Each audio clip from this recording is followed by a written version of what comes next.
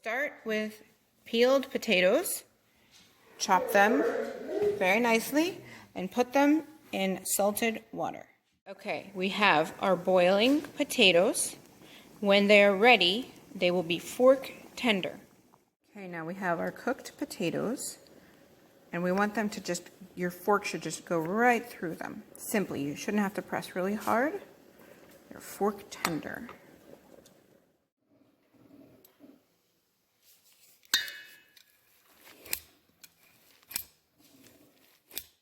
Now we're going to add some butter to our mashed potatoes and get them lovely and creamy and delicious. Okay, now we have the blender that will really finish making them super creamy.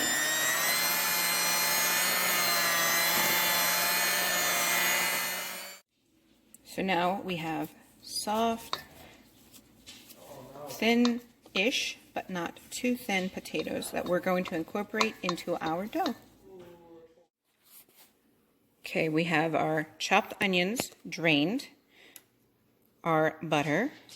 We're going to put it into a warmed pan. This is important. We don't want to caramelize the onions. We want the butter to melt, and then we're going to add the onions after it gets all melted, and we want them to just sweat and be translucent, but not really browned. Okay, now we have melted butter, and we're going to pour in some of our onions. We don't want too many, save some. And now we're going to let these warm up and get steamed and translucent. I have a huge amount of onions, so I want to do them in a few batches, because if you do too many at a time, it just makes forever for the onions to cook. And as you cook, you will notice that the butter starts to disappear because the onions absorb the butter. So you may have to add more. Okay, so we have our onions cooking. They're almost there. Again, we want them to be just cooked and slightly translucent. And we're making our butter and onion topping for our pierogi.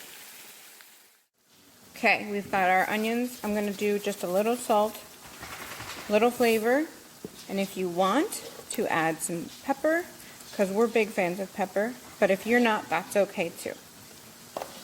Just stir that around a little bit. You can add as much or as little of all that. Taste it, see what you think. See how we have like a very light caramel tan, but not brown. And just keep cooking that on warm. You're pretty much done at this point with the onions. Put them off to the side.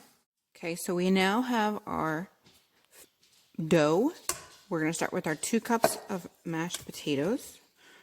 I measured. I'm going to just put our salt in because it'll incorporate really nicely into the mashed potatoes easily. I'm going to add our egg. So you get all that kind of mixed together. I'm going to add the butter, melted butter, our 2 tablespoons of melted butter.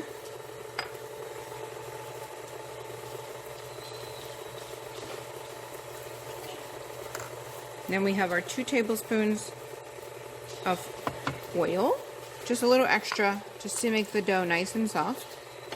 And then what we do is we're going to do 1 cup at a time. That way, if we're having a weird day where it's thicker, we don't overflour. Okay.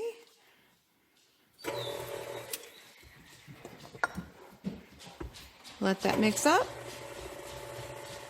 Now we can take our spatula and kind of push our flour in.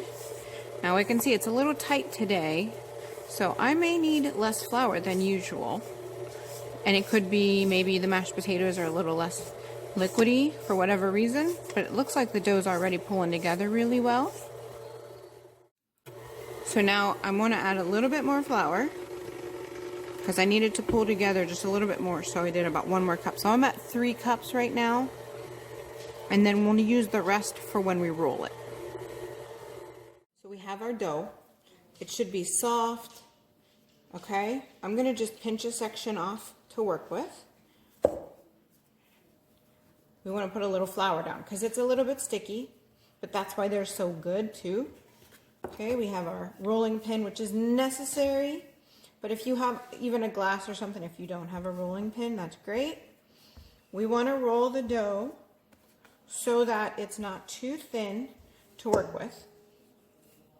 Because we don't want super thin, but we also don't want super thick. So that's always the hard part. It probably ends up being about 1/4 of an inch thick. Something like that. You can go a little thinner if you like it thinner. This glass is about the right shape. So now I'm going to cut our circles.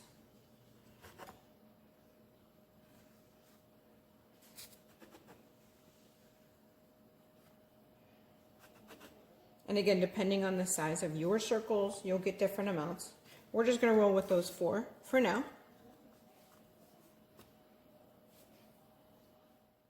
Okay, we have our water almost ready.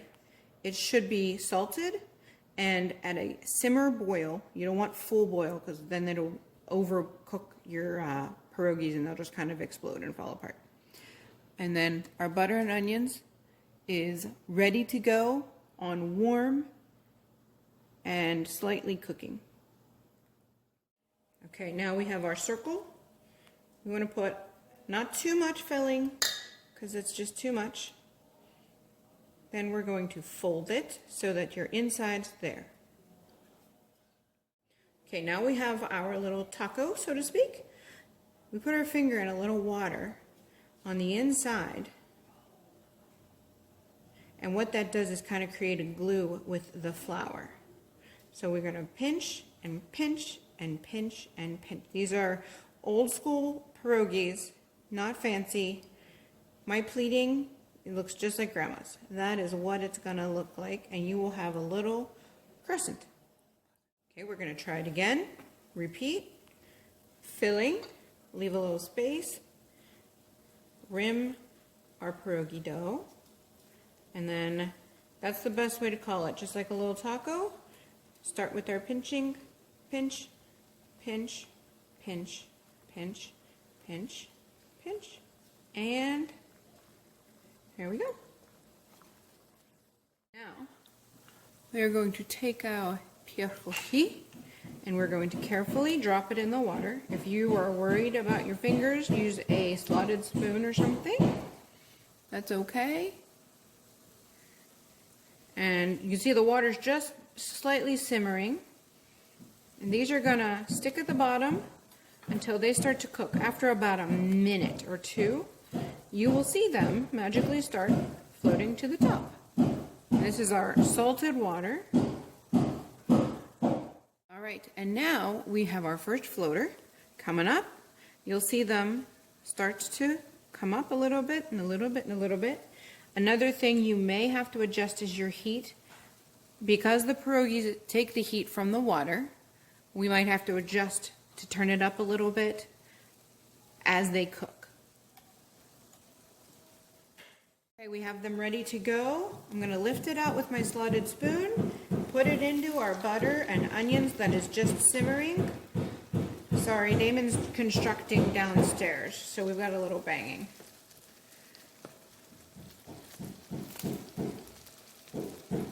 Now we're going to saute these in the butter and onions for just a minute or 2 to give them a nice finish.